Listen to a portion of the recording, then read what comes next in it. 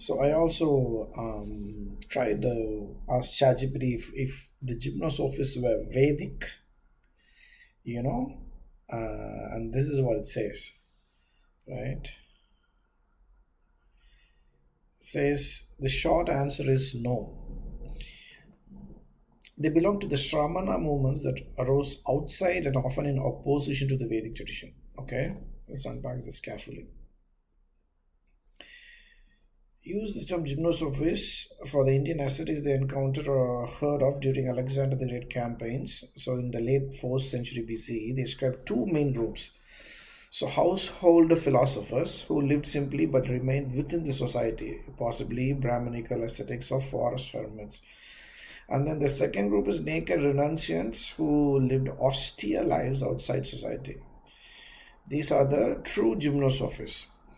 So, what's the difference exactly between the Vedic and the Shramana traditions? By the time Alexander reached India, two broad religious cultures coexisted in India, apparently. So, the Vedic, the Brahmanical ones, the Vedas and the ritual tradition were the sacred authority. And for the Shramana, it was the individual insight, meditation, and asceticism.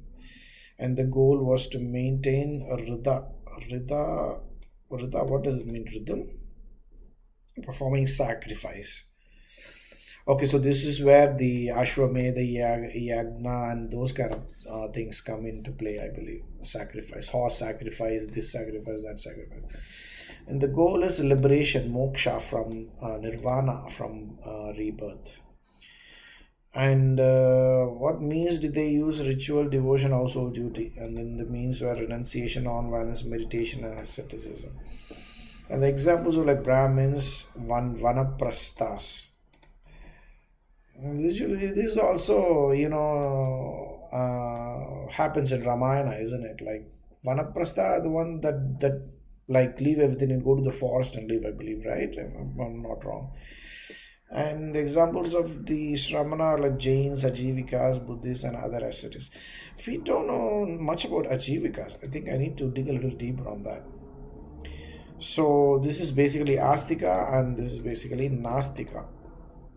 Nastika is basically someone who rejects the Vedic authority, isn't it? So the gymnosophists clearly fit the Shramana side. They renounced ritual and society, practiced nudity and meditation, sought liberation through austerity, all hallmarks of Jain and Ajivika practice.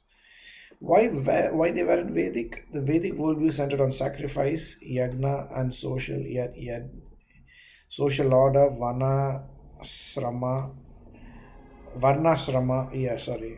household dharma. Shramanas, by contrast, rejected sacrifice and caste duty. Yeah, they saw renunciation as the only true path to liberation. The Greek description of naked ascetics, fasting, non-violent rejection matched the Jain and Ajivika morals far more than any Vedic school. So the conclusion is gymnosophists were not Vedic philosophers, they were Shramana renunciants, likely Ajivikas, who stood outside the age. Possibly early Buddhists as well, who stood outside the Vedic ritual order and emphasized liberation through asceticism rather than ritual sacrifice. I can show how the Upanishadic renunciants who emerged from within the Vedic fold partly inspired the later Shramana monks. That's where the line between Vedic and non-Vedic begins to blur. Would you like that connection explained? Okay, let's see what that says.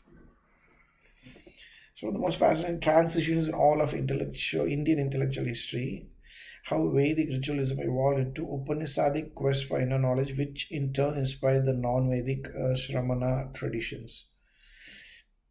The early Vedic worldview centered on ritual sacrifice to maintain the Rida, the cosmic order. The priests were the custodians of sacred knowledge, Veda. Humans' role to perform their social and ritual duties properly. Liberation was not yet a goal. The afterlife was thought of in terms of reaching the ancestors, Pitraloka or God's Devaloka. External ritual action sustains the cosmos.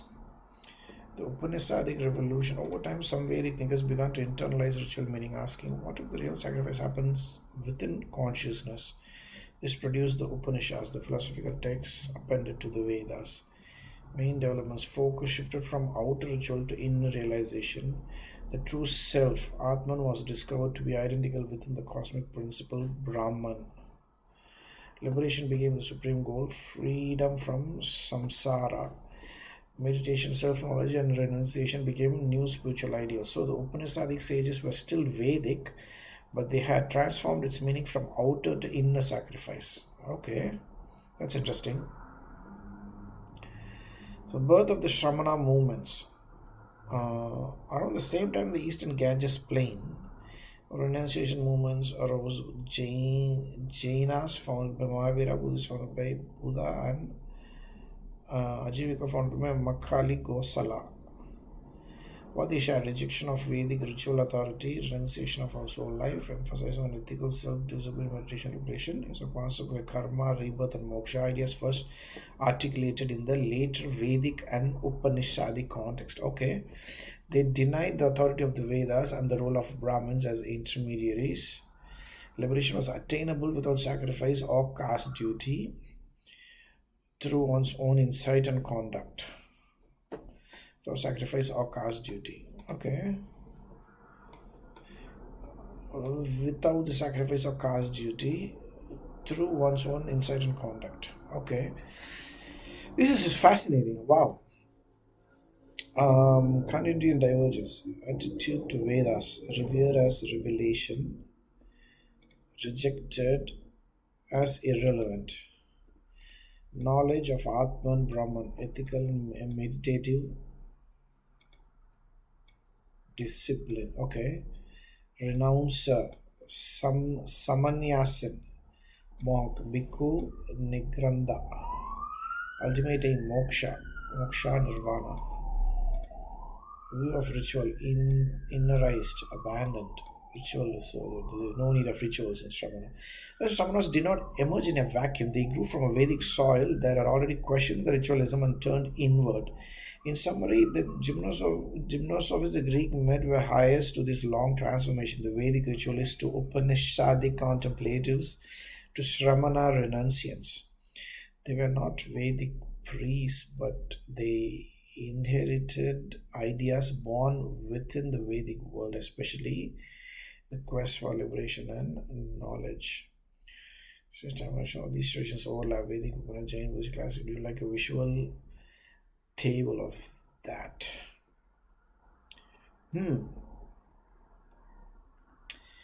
That's really interesting.